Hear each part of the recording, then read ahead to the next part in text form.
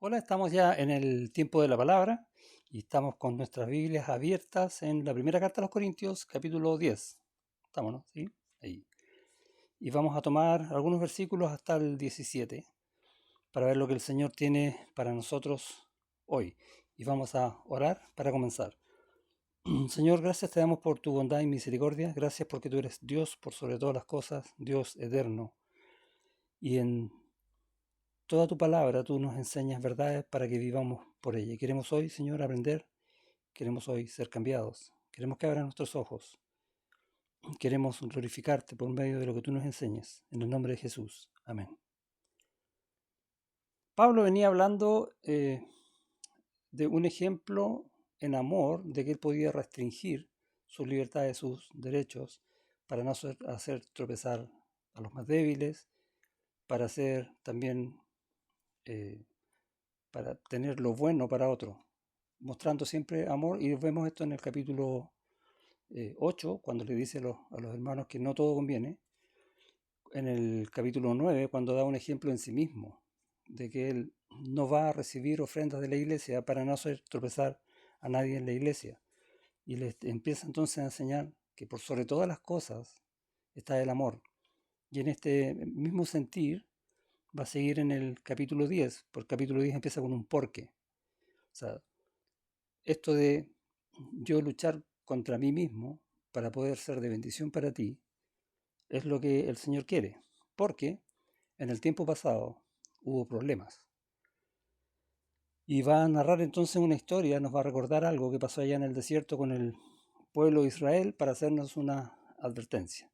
De hecho, la prédica de hoy se llama Alertas en el camino, porque necesitamos, uno, estar alertas, y segundo, Dios nos está poniendo alertas para que las veamos y no caigamos siendo ciegos a ellas. Entonces, va a recurrir entonces a esta historia en el pueblo de Israel para decirnos, ojo, el que piense estar firme, mire que no caiga. Ten cuidado. Ten cuidado porque si no velas, si no oras, si no estás discerniendo correctamente lo que Dios te está diciendo, lo que Dios quiere de ti, puedes caer.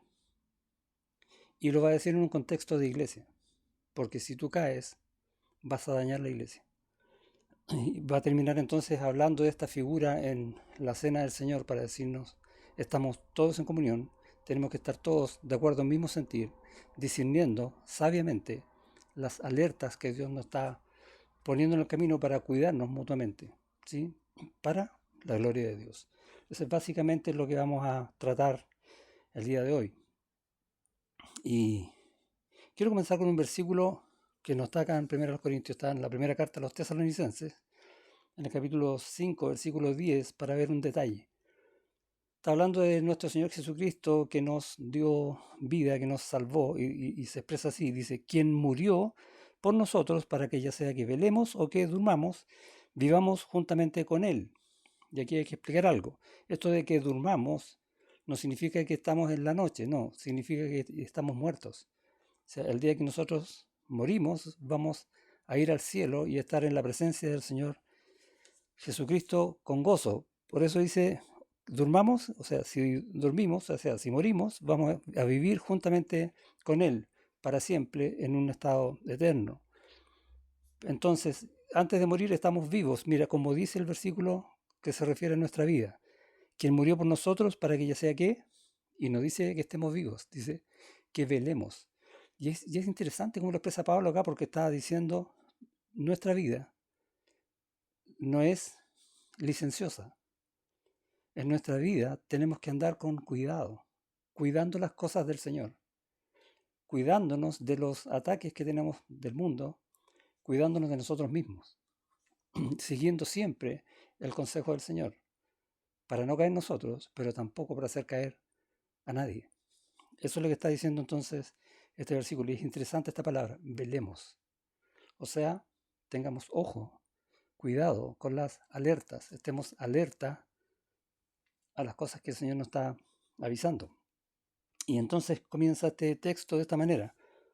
Dice, porque no quiero, hermanos, que ignoréis, en el fondo es, ojo, no te olvides de esto ni hagas como que no lo sepas. Esto es súper importante.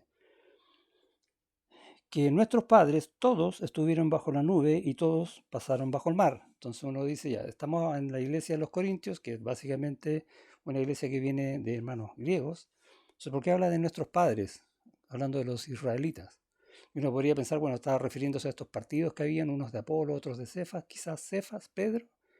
Y la verdad que no, yo creo que se está refiriendo a Abraham, a la promesa en Abraham, que en él iban a ser benditas todas las familias de la tierra.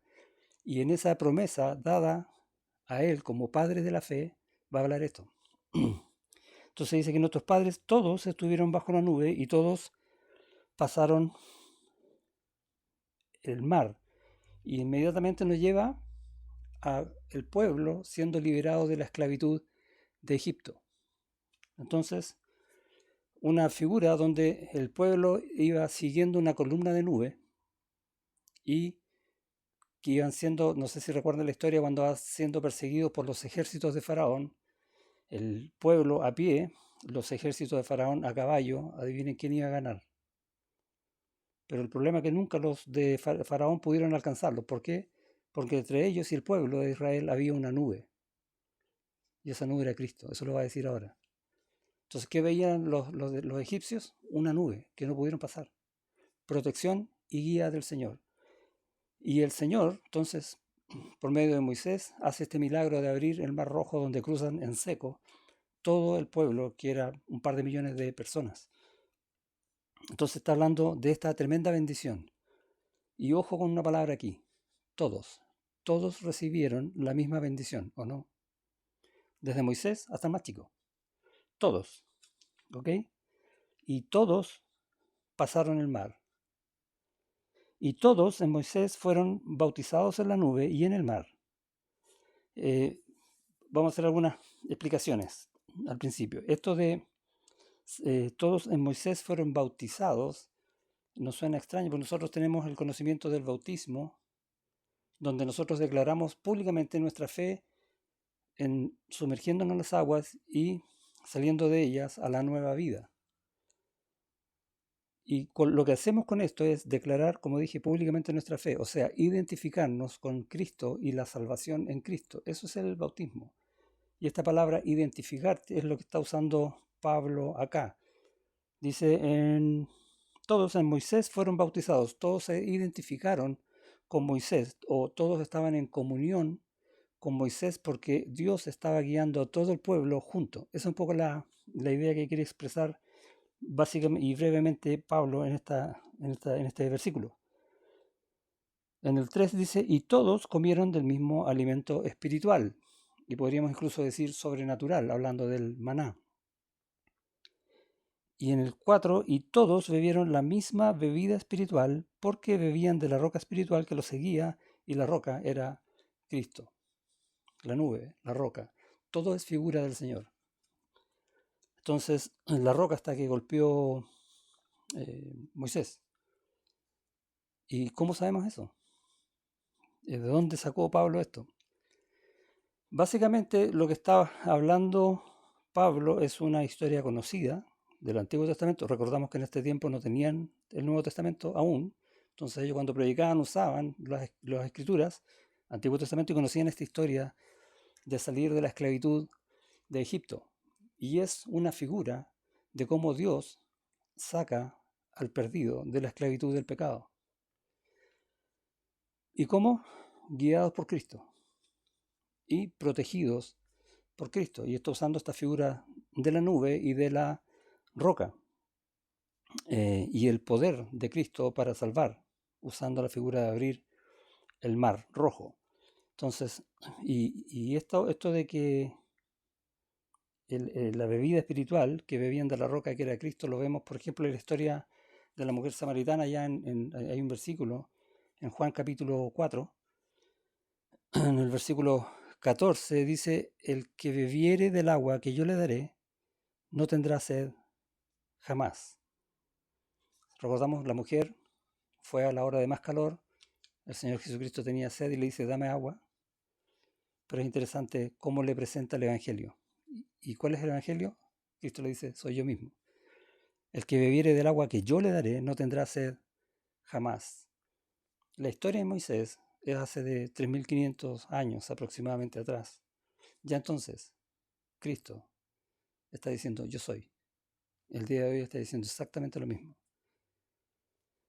Y este alimento espiritual lo vemos en otro versículo allá en Juan, capítulo 6, versículo 35, cuando Jesús les dijo, yo soy el pan de vida. El que a mí viene nunca tendrá hambre, y repite toda la sed, y el que en mí cree no tendrá sed jamás. Si hay algún alimento que necesita tu vida, es Cristo, y Cristo te lo da. Cristo fue sacrificado en una cruz para poder pagar el precio por tu pecado y por el mío,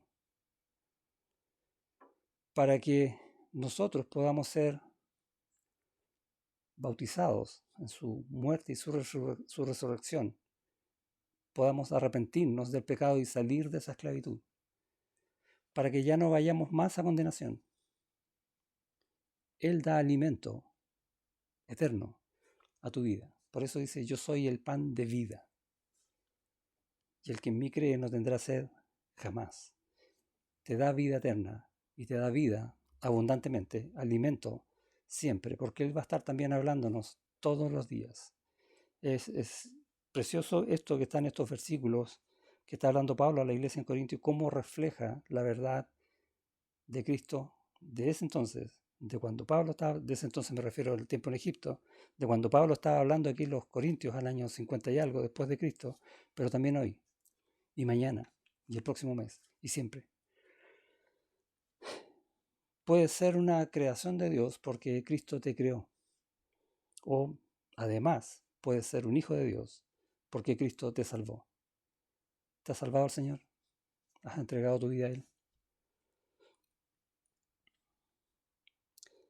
Todo el que cree tiene la fuente inagotable de alimento, que es Cristo mismo, por medio de su Espíritu Santo y por medio de su palabra. Y vamos a hablar al final un poco de cómo Él nos habla hoy. Seguimos en el texto. Entonces terminamos en el versículo 4, que la roca espiritual era Cristo. Versículo 5, y acá tenemos un pero. Entonces tenemos del 1 al 4, vamos a ver 5 todos, o 5 bendiciones, por decirlo así. 5 privilegios.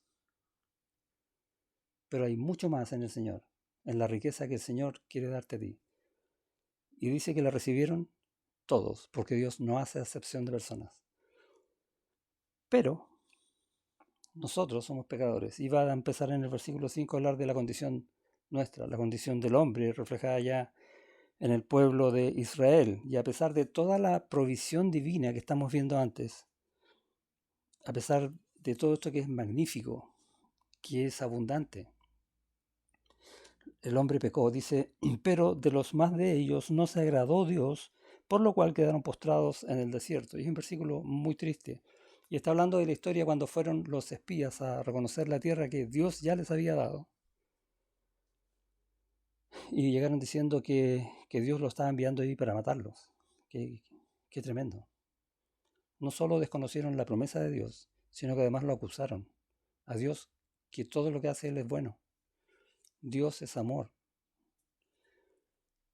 Dios es fiel a sus promesas. Y llegaron invirtiendo y convencieron al pueblo. Y dice, de los más de ellos no se agradó Dios, por lo cual quedaron postrados en el desierto. Durante los 38 años siguientes fueron muriendo uno por uno en el desierto. Ahora, no todos los de esa generación, sino los hombres de 20 años hacia arriba, preparados para la guerra. Por decirlo de alguna manera, todo el ejército de Israel murió. Y son aproximadamente 603.000 personas, según lo que aparece allá en el libro de Números. Y luego entra la nueva generación del ejército de los varones de 20 años hacia arriba, que son como 601.000, que también aparece en el libro de Números al final. Hay una renovación en el corazón del hombre porque el hombre pecó. Versículo 6. Mas estas cosas sucedieron como ejemplos para nosotros. la historia de estos 40 años no solamente para que nosotros la conozcamos y veamos qué es lo que pasó, cómo hizo Dios las cosas y nos maravillamos, es cierto, pero no solo para eso, sino para advertirnos, es una alerta, para que estemos alertas, para que no pequemos como ellos pecaron. Eso es lo que está diciendo Pablo acá. Teniendo más encima de nosotros ahora la presencia del Espíritu Santo morando en nosotros. Hay un versículo en la segunda carta de Pedro que habla de que Dios nos hizo participar de las cosas divinas y nos hizo participantes de la naturaleza divina, habiendo huido de la corrupción que hay en el mundo a causa de la concupiscencia, sacándonos de la esclavitud del pecado. Y luego dice, vosotros también, poniendo toda diligencia por esto mismo, añadid a vuestra fe virtud y a la virtud conocimiento. Sigue creciendo en las cosas del Señor, permanece alerta, sigue buscando en su palabra, sigue buscando en oración y en enseñarnos mutuamente. ¿Para qué? Para no cometer el error y no solo caer yo, sino hacer caer el resto. ¿Qué es lo que está diciendo Pablo acá? Porque nos está diciendo, mira esta alerta, acá tienes un ejemplo. Versículo 6, mas estas cosas sucedieron como ejemplos para nosotros. ¿Para qué? Para que no codiciemos cosas malas como ellos codiciaron. Y vemos varias veces en el libro de Números en especial como ellos codiciaron carne y otras cosas en algún momento, yendo en contra de lo que Dios les estaba dando. Entonces, no es que lo que yo desee en sí sea malo, sino el corazón con que lo deseo. Cuidado con eso, alerta. Versículo 7 dice, ni seáis idólatras como algunos de ellos. Según está escrito, se sentó el pueblo a comer y a beber y se levantó a jugar. Y recordemos a la historia ahí en el becerro de oro. ¿Sí? Quisieron adorar a Dios, pero algunos se levantaron diciendo que era una figura que adorar en vez de a Dios. Y a veces podemos cometer el error de poner cualquier cosa delante de Dios, como lo hizo el pueblo de Israel acá. Otra vez, alerta, cuidado con eso. Versículo 8, ni forniquemos como algunos de ellos fornicaron y cayeron en un día 23.000. Y bueno, esta es una historia cuando ya están en la tierra de Moab, en Sittim, y se van a adorar a Baal Peor y se eh, fornican con mujeres moabitas. Y lo importante que está diciendo acá, y murieron como 23.000. Lo que está diciendo Pablo es, aparte de la advertencia de cuidado, no vayas a pecar, no vayas a caer, hay consecuencias durísimas sobre el pecado, terribles sobre el pecado. Porque Dios también es un Dios de ira, Dios es un Dios justo y no admite el pecado y no quiere que tú peques. ¿Y qué te está dando? Todas las bendiciones con las que partimos, para él decirte, mira, sigue por este camino y te va a ir bien. Y lo vemos una y otra vez en las Escrituras. En versículo 9, ni tentemos al Señor, como también algunos de ellos le tentaron y perecieron por las serpientes. Y vemos esto en capítulo 21 del libro de Números, cuando Dios le pidió a Abraham que levantara una serpiente de bronce y todo el que la mire podía ser salvo. Nuevamente una figura de salvación en Cristo. Pero la advertencia otra vez del Señor, versículo 10. Ni murmuréis como algunos de ellos murmuraron y perecieron por el destructor. Y acá está hablando de un pasaje donde algunos levitas, de hecho la familia de Coré, se rebeló contra Moisés y Aarón. Y es una situación terrible que me gustaría revisar algunas cosas allá en Números en el capítulo 16. Dios les dio a Moisés y a Aarón tareas, ¿sí? Le encargó a Moisés que liderara al pueblo desde la salida de Egipto hasta que llegue a la tierra prometida. A Aarón que les enseñara la palabra mientras y que oficiara como sumo sacerdote. Y a todos los levitas, y aparece en el libro de Números, a los levitas les dio funciones específicas. Pero estos no solamente no se contentaron con lo que tenían, sino que quisieron más. Y es una condición terrible que tenemos nosotros en el corazón. Y vemos, por ejemplo, en el Números 16, versículo 9, donde Moisés le dice a Coré, ¿os es poco que el Dios de Israel os haya apartado de la congregación de Israel, acercándoos a él, para que ministréis en el servicio del tabernáculo de Jehová y estéis delante de la congregación para ministrarles? O sea, ¿no les basta eso? Ese tremendo privilegio que Dios les ha dado. Versículo 19 dice, ya Coré había hecho juntar contra ellos toda la congregación a la puerta del tabernáculo de reunión. Entonces, la gloria de Jehová apareció a toda la congregación. Y vemos cómo el pecado de uno hizo pecar a muchos. Y es lo que estaba conversando yo al principio. Las alertas que Dios pone en nuestro camino es para cuidarnos a cada uno de nosotros. Y estamos acostumbrados, y a veces cometemos el error nosotros, los pastores, cuando enseñamos, que hablamos solo a uno, ¿sí? Cuida tu corazón, ve por este camino, ora al Señor, etcétera. Pero todo eso es en un cuerpo, no es solo, porque cada acto que yo hago en el Señor tiene repercusiones en la iglesia. Cada pecado que cometo delante del Señor tiene repercusiones en su pueblo. Y es lo que estamos viendo acá. Por eso me detuve aquí en Números para resaltar esto. En el versículo 22 dice Moisés y con Aarón, y ellos se postraron sobre sus rostros. Impactante imagen. Dice, y dijeron, Dios, Dios de los espíritus de toda carne, ¿no es un solo hombre el que pecó? ¿Por qué airarte contra toda la congregación? Porque como les dije, a veces cuando uno peca, hace pecar a otros también. El pecado contamina. Sabemos dónde empieza, pero no sabemos dónde termina. Puede ser una situación muy terrible. Y sobre esto nos está advirtiendo Pablo en esta carta que escribe a los Corintios. Volvemos ya al capítulo 10, donde decía, ni murmuréis como algunos de ellos murmuraron y perecieron por el destructor. Qué terrible. Las cosas pasadas fueron escritas porque tenemos una tremenda responsabilidad. ¿Cuál es esa? Tenemos el poder del Espíritu Santo. El Señor Jesucristo dijo, él mismo, allá en Hechos capítulo 1, versículo 8, y recibiréis poder cuando haya venido sobre vosotros el Espíritu Santo, y me seréis testigos. Él se manifiesta hoy por medio de su cuerpo, que somos nosotros, la iglesia, por medio de ti y de mí. No solo es un privilegio, sino también es una tremenda responsabilidad, porque el Espíritu de Él, el Espíritu Santo, mora en nosotros. Versículo 11. Y estas cosas les acontecieron como ejemplo. Otra vez tenemos esta idea. Las alertas que el Señor pone en el camino. Tenemos que velar para no caer. Dice, y están escritas para amonestarnos, para enseñarnos a nosotros, a quienes han alcanzado los fines de los siglos. Esta expresión, alcanzado los fines de los siglos, es un hebraísmo que está diciendo a ustedes que están viviendo en este tiempo. Eso es lo que quiere decir, o sea, nos está hablando a nosotros hoy. Así que el que piensa estar firme, mire que no caiga. Yo no quiero que tú caigas, porque no quiero que estés perdiendo la comunión con el Señor, pero tampoco quiero que caigas, porque eso va a producir un daño a la iglesia. Es terrible.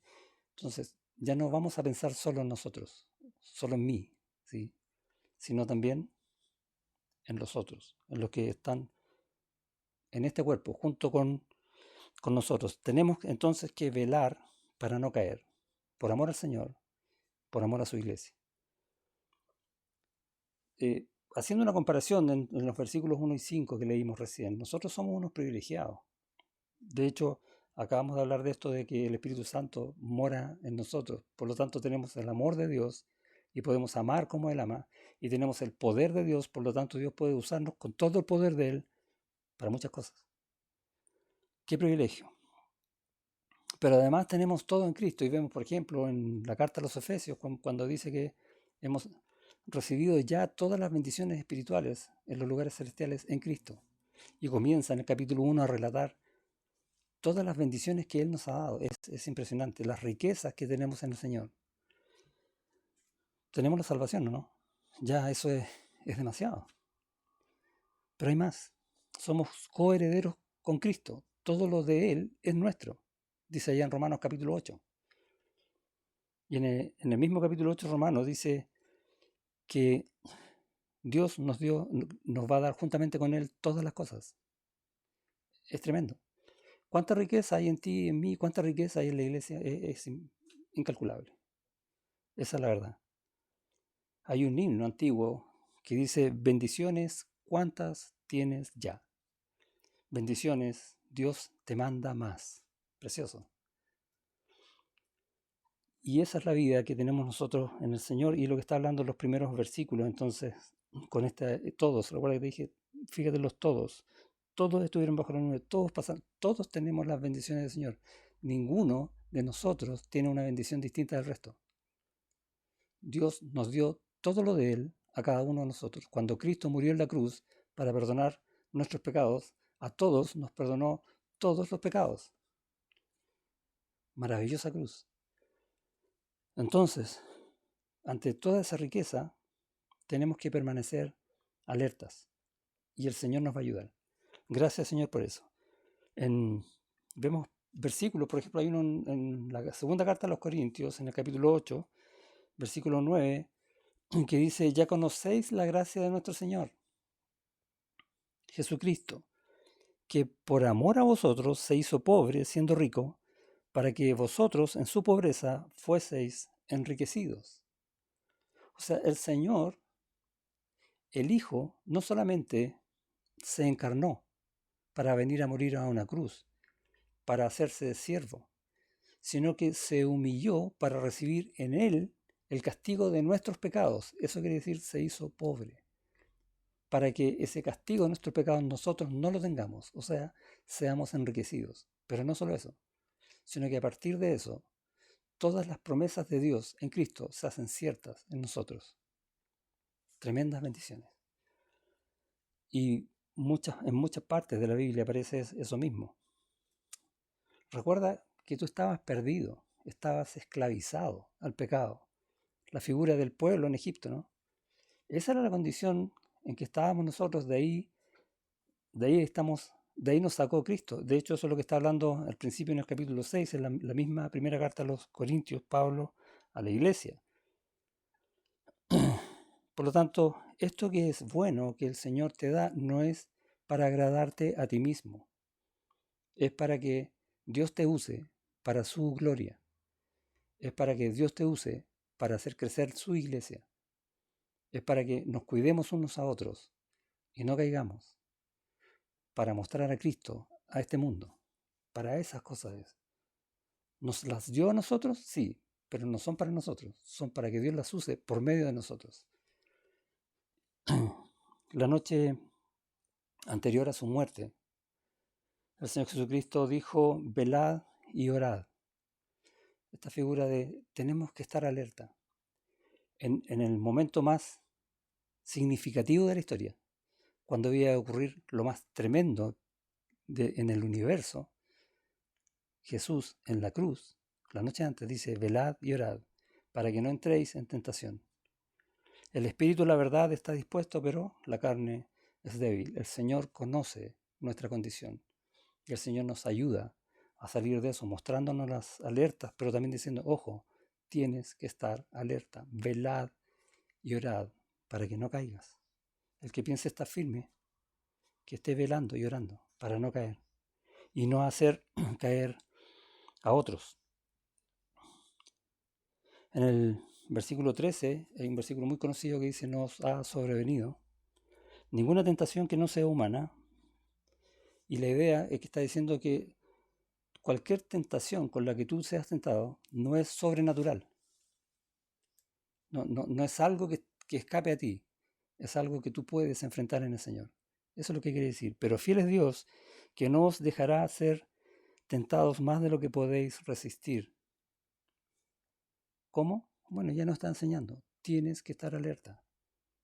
Pero también si llegas a caer, Él te va a perdonar si tú vas a ir arrepentido. Pero antes de caer, tienes que estar alerta. Por eso dice que Él es fiel. Y en su espíritu, ese que mora en ti y en mí, te va a hacer ver, ojo, alerta, cuidado, no caigas en el pecado. Sino que dará también, juntamente con esta tentación que estás sufriendo, la salida. Ahora, no significa que esto sea un alivio que Él te da, no. Te está diciendo, te está mostrando la puerta que tienes que abrir, pero tú la tienes que abrir. Es la puerta de decir, no, yo no voy a caer en eso. para que podáis soportar. Aferrarte al Señor siempre. No estamos solos. Para que no caigamos en tentación, el Señor nos cuida, su Espíritu nos habla, su palabra nos enseña, pero también nos tenemos unos a otros. ¿Recuerdas? No somos uno solo, somos un cuerpo. Y cada cosa que yo haga, cada cosa que tú hagas, va a repercutir en el cuerpo, en la iglesia, en esta familia. Por eso tenemos que estar atentos, alertas, siempre. Por tanto, amados míos, huid de la idolatría, dice el 14. Lo precioso de este versículo es que dice, amados míos, otra vez refiriéndose a este amor con el que comencé hoy día. El amor es lo principal. Si hay amor, no va a haber idolatría. Así de simple. Luego va a decir en el versículo 15, como a sensatos os hablo, juzgad vosotros lo que digo. Básicamente la idea es, en base a los argumentos expuestos que ha hecho Pablo, y lo viene diciendo en el capítulo 2, 3, hablando de la disciplina, hablando de no relajarse moralmente, etcétera, tantas cosas que va explicando, y lo último que vimos es el amor. Incluso por amor yo voy a renunciar a cualquier cosa para que tú tengas lo mejor. En base a todas estas cosas, ahora este pueblo que se jactaba de ser sabio puede ser verdaderamente sabio en el Señor. Y es lo que dice, como a sensatos. Os hablo, juzgad vosotros lo que digo. En base a los argumentos expuestos, tenemos que discernir entonces con la sabiduría que nos está dando el Señor. Dios tiene propósitos en nuestra iglesia, varios propósitos. ¿Eres parte de ellos? Y antes de decir, sí, yo soy parte de ellos, mira tu corazón. Para eso te puso el Señor en esta iglesia, para cumplir sus propósitos de la iglesia. No pienses que los demás hermanos van a cumplir los propósitos de la iglesia, porque si no, Dios no te hubiese puesto también con todos nosotros. Somos todos juntos. Por lo tanto, la alerta no solamente es para dejar de hacer, en el fondo no pecar, sino también para hacer y no quedarnos dormidos. Porque Dios quiere cosas por medio nuestro. Ese es el gran privilegio que tenemos ante el Señor y ante el mundo. Y va a usar una figura en el capítulo 16 que tiene que ver con la cena del Señor. Dice, la copa de bendición que bendecimos no es la comunión de la sangre de Cristo. El pan que partimos no es la comunión del cuerpo de Cristo. Ahí tenemos la figura de la cena, ¿cierto? Siendo uno solo el pan, nosotros, con ser muchos, somos un cuerpo, pues todos participamos de aquel mismo pan. Y está haciendo la referencia al pan en Cristo, pero nosotros somos muchos elementos que componen también este pan, el cuerpo de Cristo. ¿Cómo? En comunión. Y eso es lo que celebramos en la cena. Entonces Pablo está usando esta figura para resaltar lo que les estoy diciendo desde el principio. Un pecado daña a toda la iglesia. Un hermano fiel afirma a toda la iglesia. O sea, lo que tú hagas repercute en tu iglesia. Y tenemos que verlo para estar alertas. Y el Señor nos va a estar hablando siempre. Le dije al principio, el Señor nos alimenta siempre en su espíritu y en su palabra. Y hay un salmo, por ejemplo, el Salmo 46, que dice, estad quietos y conoced que yo soy Dios. Miremos las alertas, escuchemos la voz de Dios. Está escrito en su palabra. Está en medio nuestro, en nuestras conversaciones, en nuestras oraciones. Alertas a lo que el Señor está diciéndonos. Y hay otro versículo en Juan, en el capítulo 6, al final, que Jesucristo le dice a los discípulos, las palabras que yo os he hablado son espíritu y son vida.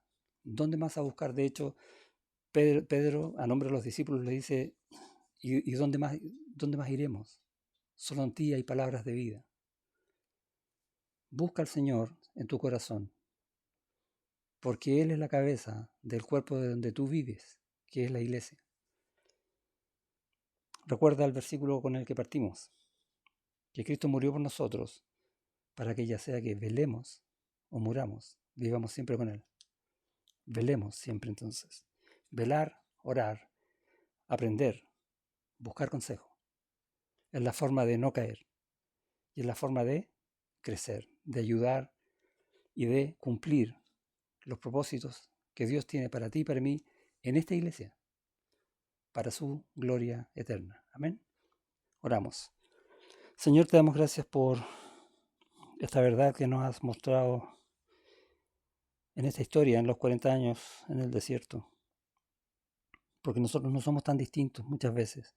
Gracias por advertirnos de esta manera y poner ese versículo que queremos aprender de memoria, que el que piense estar firme, mire que no caiga, porque no se trata de mí, sino se trata de tu cuerpo, de tu iglesia y también de tu propio testimonio en medio de este mundo, de mostrar a Cristo como Él es, no otra cosa.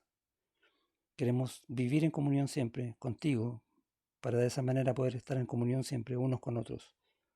No es fácil, es difícil, el camino es complicado, es un camino que está en el medio de este mundo, y este mundo a veces nos ataca cruelmente, o a veces sutilmente, que puede ser peor. Ayúdanos en esta alerta que tú nos estás mostrando por medio de este texto. Sigue hablándonos a nuestro corazón. Ayúdanos a estar quietos delante de ti, sabiendo que tú eres nuestro Dios, y esperar esas palabras que son espíritu y son vida para nuestras vidas, para tu iglesia, para tu gloria. En el nombre de Jesús. Amén.